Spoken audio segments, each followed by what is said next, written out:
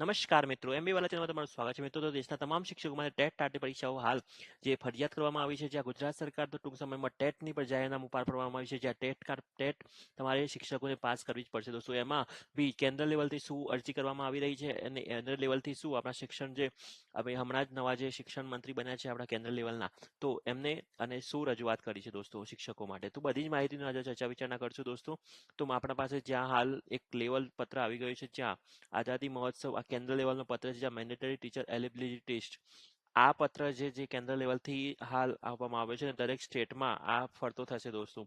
અને આમાં જે લોકોએ રજૂઆત કરી છે, આપણા જે નવા શિક્ષણ મંત્રી બન્યા છે, આપણા એજ્યુકેશન મિનિસ્ટર, તો એમને જે હાલ રજૂઆત કરી છે તે હાલ હું તમને બતાવવા જઈ રહ્યો છું દોસ્તો.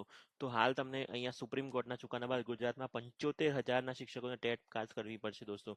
અને આ જ 2019માં જે સજ્જતા માટે ભારે વિરોધ થયો હતો અને મોકૂફ રાખવામાં આવ્યું હતું, બટ હાલ નવા શિક્ષણ મંત્રી ફરીથી કેન્દ્ર લેવલે આ એક રજૂઆત કરવામાં આવી છે કે જે આ ટેટ જે પાસ કરવી માટે જે આઈટી પહેલા એક્ટ મુજબ જે લોકોએ જે શિક્ષણમાં હાલ લાગેલા છે એ લોકોને તાલીમની સાથે સાથે ટેટ પાસ કરવી ફરજિયાત થઈ ગઈ.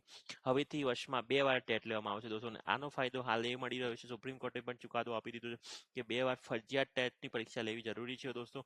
તમામ રાજ્યોના લાયક ઉમેદવારોને યોગ્ય તક મળવી જોઈએ અને યોગ્ય ટાઈમની લિમિટમાં રહીને જ આની પરીક્ષાઓ પાસ કરવા માટે દરેક વિદ્યાર્થીઓ માટે સારા સમાચાર કહી શકાય. કારણ કે ટેટ એ સુપ્રીમ કોર્ટે સારો એવો નિર્ણય લઈ લીધો છે આના ઉપર કે જ્યાં 2 વખત તમે પરીક્ષાઓ લેવાની જરૂરિયાત ફરજિયાત કરવામાં આવી છે, જ્યાં સુપ્રીમ કોર્ટનો આદેશ હતો.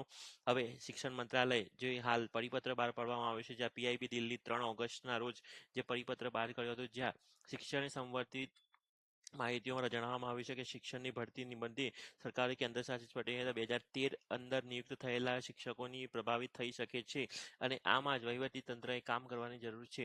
હવે રાજ્ય શિક્ષણ બોર્ડ દ્વારા એચટેટ માટેનું જાહેરનામું પણ બહાર પાડવામાં આવ્યું છે અને આમાં બી 4 ઓક્ટોબરે જે પરીક્ષા લેવામાં આવી રહી છે, જે આચાર્યની પરીક્ષા છે, આના ઉપર બી એક સારો મેં વિડીયો બનાવેલો છે પહેલાં બી કે એચટેટ માટે શું શું તૈયારી કરવી. તો હજુ સુધી નવા છો આપણી ચેનલ ઉપર સબસ્ક્રાઈબ કરવાનું ભૂલશો નહીં. નવી નવી જ ભરતીના વિડીયો આપણી ચેનલ ઉપર આવી જાય છે દોસ્તો. તો હજુ સુધી નવા છો તો સબસ્ક્રાઈબ કરી દો ચેનલને.